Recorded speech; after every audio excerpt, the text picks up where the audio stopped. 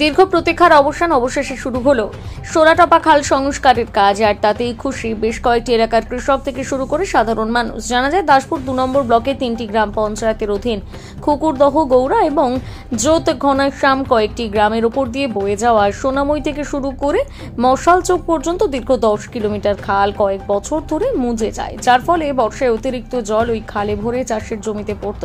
ফলে এলাকার কৃষকদের ফসল নষ্ট হতো। অতিরিক্ত জল জমে থাকার ফলে চরম ভোগান্তিতে পড়তে হতো কৃষকদের। বহুদিন ধরে একটা দাবি ছিল এই খাল সংস্কারে, সেটিকে মান্যতা দিয়ে রাজ্যের মুখ্যমন্ত্রী মমতা বন্দ্যোপাধ্যায় ঘাটাল মাস্টার প্ল্যান প্রথম ফেজের কাজ শুরু করে।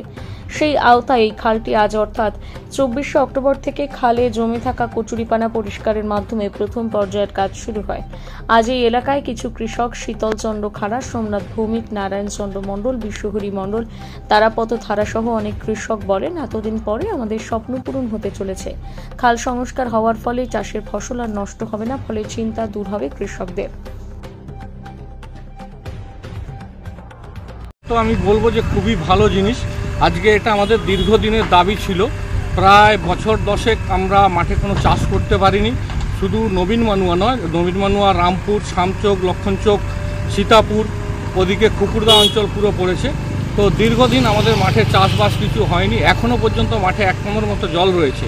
তো এই খালটা যদি কাটা হয়, এখানকার চাষি শুধু নয়, আমিও একজন চাষি হিসাবে বলছি যে সবাই খুব উপকৃত হবে এবং দীর্ঘদিনের আমাদের একটা সমস্যার সমাধান আশা করি হবে।